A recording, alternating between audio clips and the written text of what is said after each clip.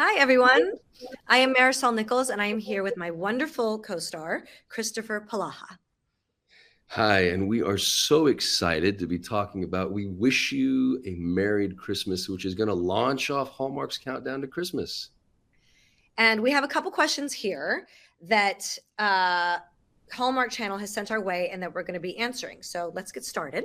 I'm going to start with the first question. So here we go. Okay, so in the first question, it says, in We Wish You a Merry Christmas, our characters, Becca and Robbie, are a married couple who make a last-minute vacation change for the holidays. Can you share a little bit more about their relationship at the start of the movie? Yeah, I can. If you hear, by the way, if you hear any snoring throughout the course of this interview, it's this guy right here. He's the loudest sleeper in the history of dogs. So it's not And if you me. hear any snoring on mine, I can't. It's you. It's just you falling asleep during my answers. Okay, so where do you start? So sure, I think that when we meet Robbie and Becca, we literally meet them in their marriage therapist's office, and we're seeing how separate they've become and how they've stopped communicating, and how their marriage, they're literally two individuals who were once one and who are now being sort of pulled apart and becoming separate. And so that's where we begin the movie. We begin the movie with a couple in crisis. Yeah, basically they're at least in Becca's mind, it's done. Like she's tried everything. They've tried everything. They just grew apart, and that's just it. And it was actually one of the things I really liked about the movie was that, like, we haven't seen this yet. Like that's real. Like people grow apart, or people think their marriage is over, or are like, well, I don't know, maybe I should move on. And I really liked that we're going to sort of show that side of things, because I think it's real. I really like that. No, and it's important. And I think Hallmark movies are famous for allowing people to escape, but sometimes you don't. Sometimes what you want is also something that strikes true to you. So I think there's a lot of people who are going to find themselves in this movie, and they're going to get a little bit of hope, because if it works for Robbie and Becca, like maybe it can work for them if they wanted to. Exactly. Or they could adopt an alpaca. Or you could just adopt, yeah, exactly. Hire an alpaca. I got a question for you, Marisol. Okay. Becca and Robbie, they encounter a few challenging moments as their trip to Vermont doesn't go as planned.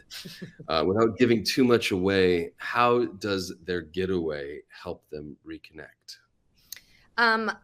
Essentially, without giving anything away, they're both, career-oriented people. So they're very busy, like most couples these days. And so when they get away to Vermont, they're forced to leave all that behind and just be with each other, which they are not too happy about. But also it does take away all the distractions. So in that sense, they're also forced to kind of confront each other and connect, whether they want to or not. Yeah. And really see each other again and hear each other again, which is something that it was interesting, our first dinner, before we started filming, I think you and I both sat down and we had this sort of war room meeting where we were like, how are we going to make this work? Because the characters have to be likable. The audience has to root for these two to come back together. And we're starting, mile 24 of the marathon. Like this couple we've already done the first kiss. They've already so how do you make it new again and sort of make a couple that is worth rooting for? And I think that was the thing. And I think you came to the table with some really smart thoughts. And one of those was, it's really about communication. It's really about re-seeing each other, rehearing each other, and then adding lots of humor, which I think we did, which was fun. Yeah, because otherwise it's, who wants to watch that? Like we needed light moments and funny moments while these two people are just and missing each other. Right. I wanted it more about that rather than that's like, that's how else can you root for them, So. And nobody wants to see a couple argue on television. They get enough of that at home. They're like, please, no. Okay, so now it's my turn. Here we go. All right, so our characters participate in many of the town's holiday festivities, including caroling and attending an ugly Christmas sweater party. Do we each have a favorite scene that we can share? Well, I think there's also a parade that happens in this movie, Mhm. which is a big Christmas tent pole for these Hallmark movies. If there's a parade in the movie, and I think that was my favorite scene. It was my favorite scene to film, and one of the reasons was your reaction to the stuff that I was doing. You were looking at me like, "Bro, What are you really? doing? Is this We're really rolling. how we're doing this?" Yeah, like the cameras are rolling, but having seen it play back and stuff, I was so delighted in the exchange because it really did.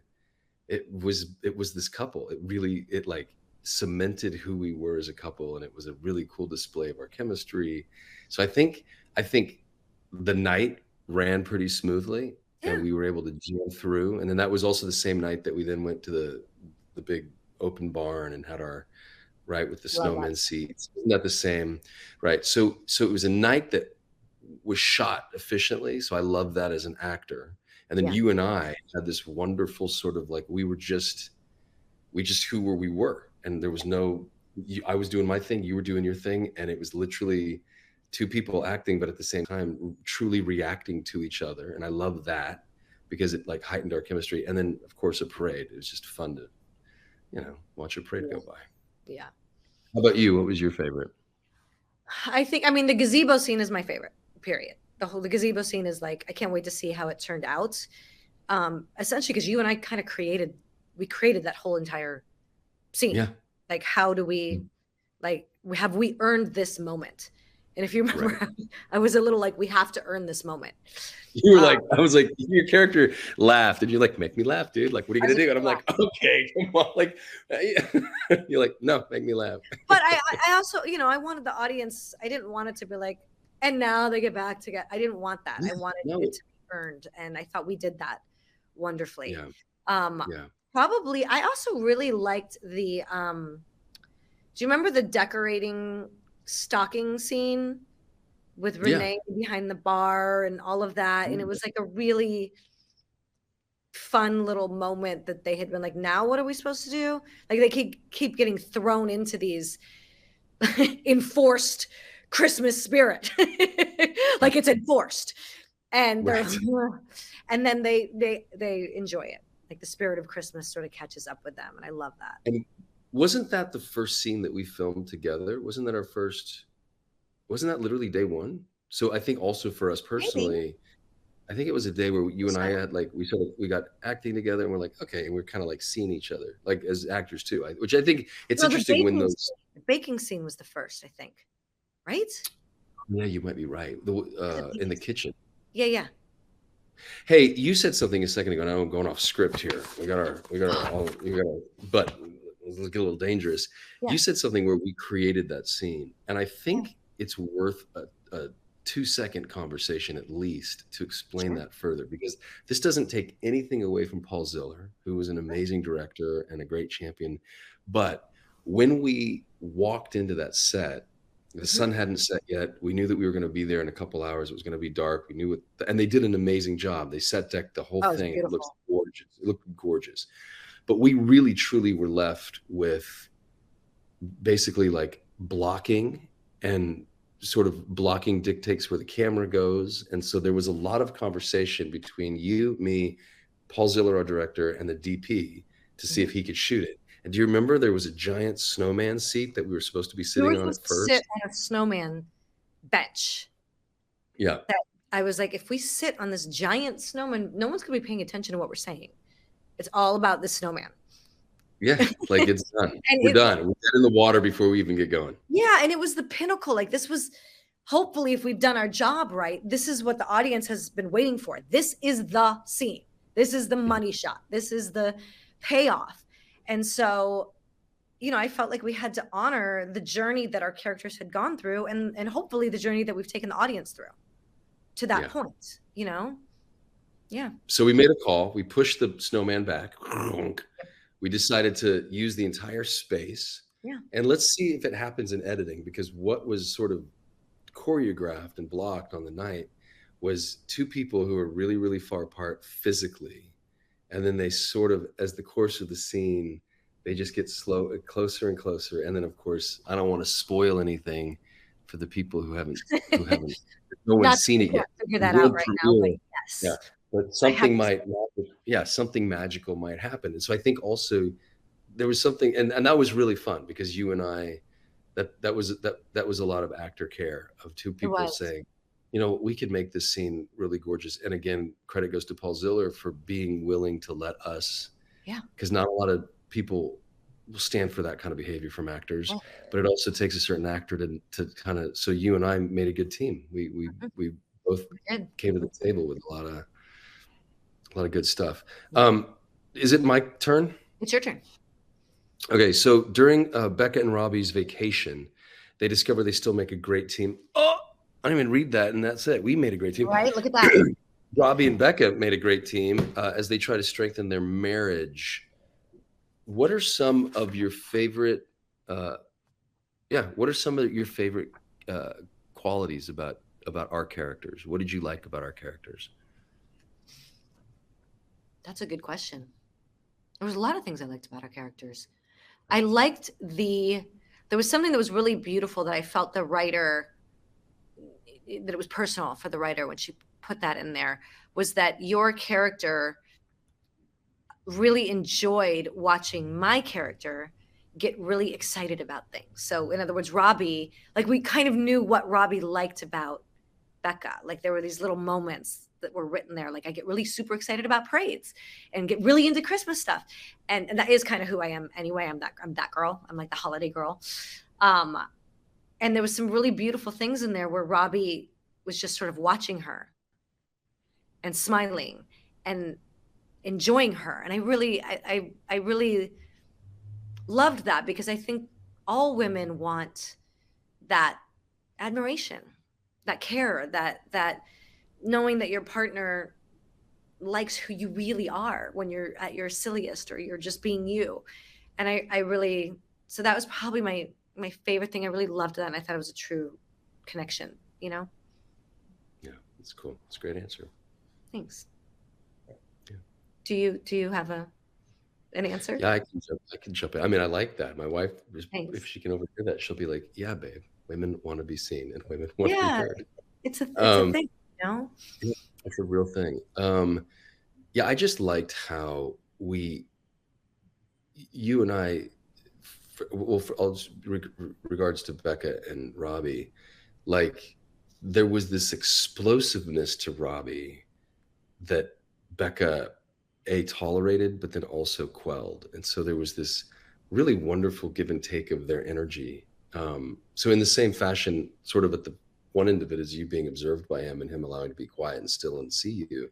There was this other thing of her sort of patiently waiting as there's like an alpaca in the beginning as it walks across the street and I'm freaking out and you're just looking at me like, all right.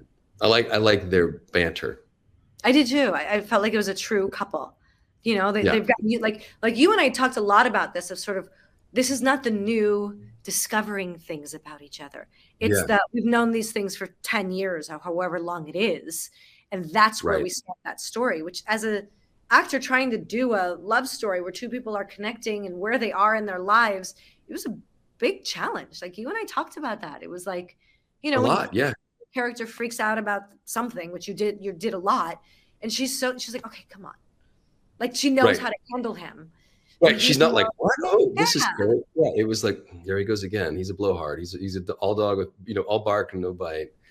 It also, But what I liked was that you could still create romance with these Right. people that have been together for so long. I Right. loved that, you know? Right.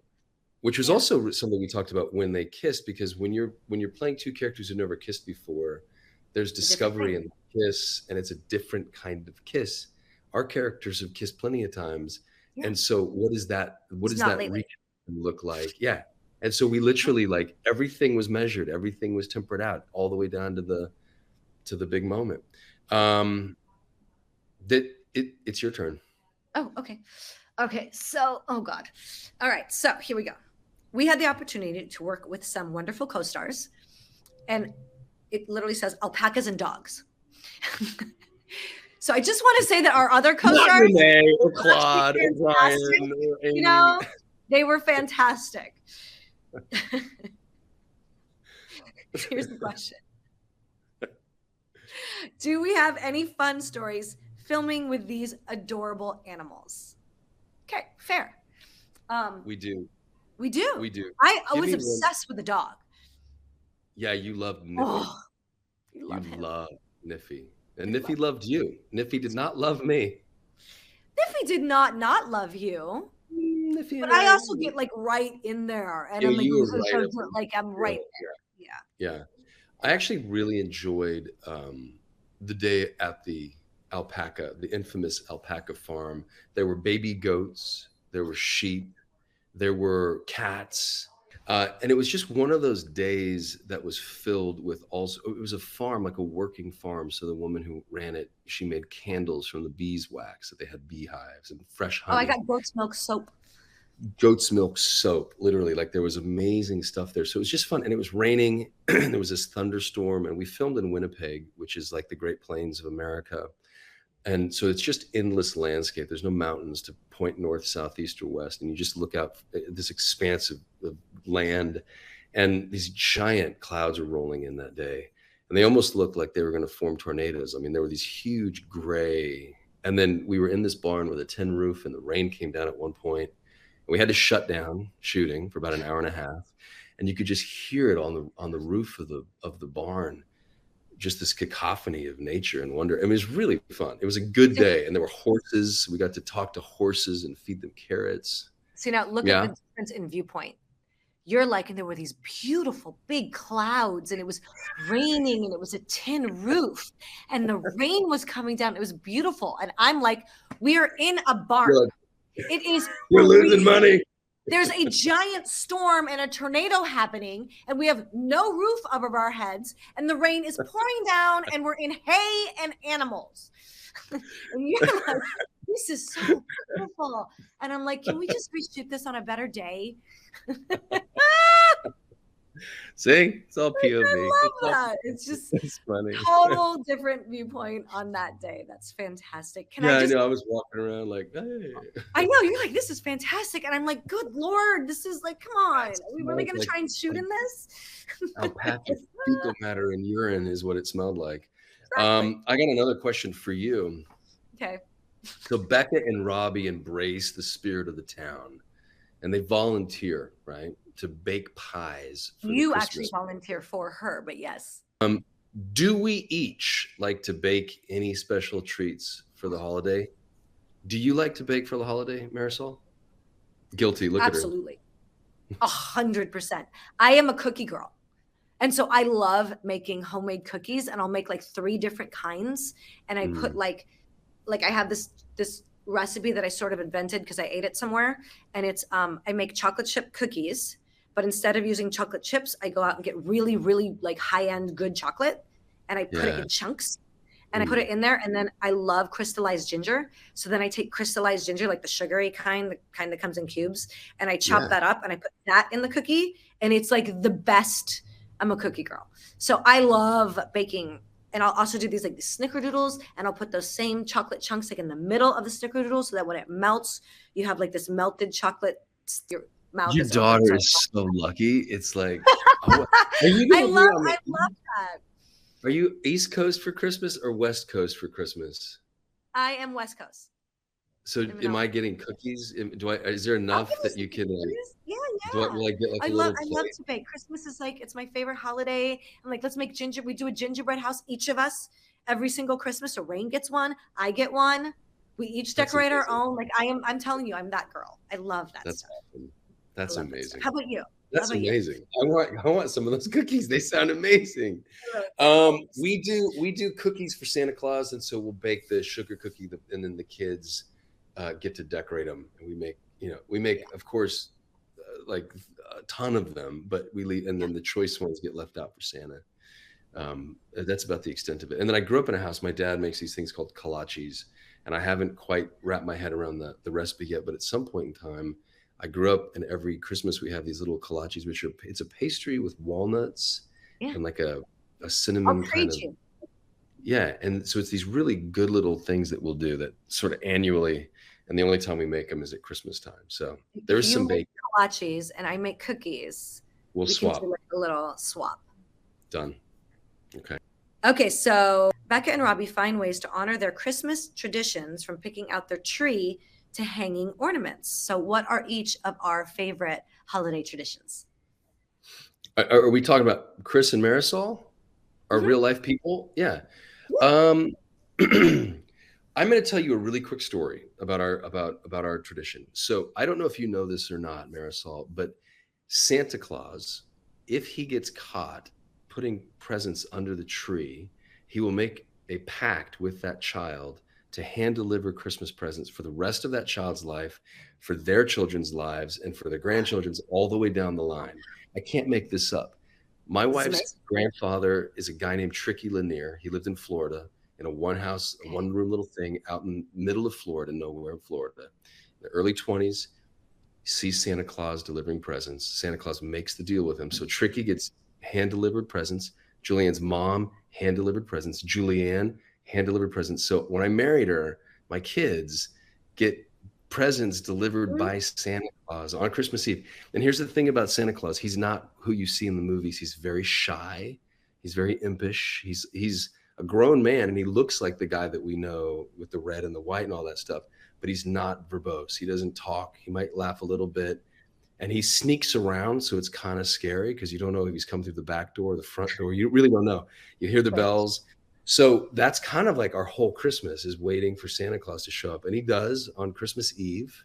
And he shows up for like 7 minutes, gives the kids their gifts, and then he bails. He's gone. We've never seen the reindeer. We don't know where they park. He parks them somewhere, but Right. it's really magical. That's That's kind of what beautiful. we do. Yeah, we do That's that, and then we watch beautiful. Christmas Vacation. Oh, do you really? That's Yeah, amazing. every year.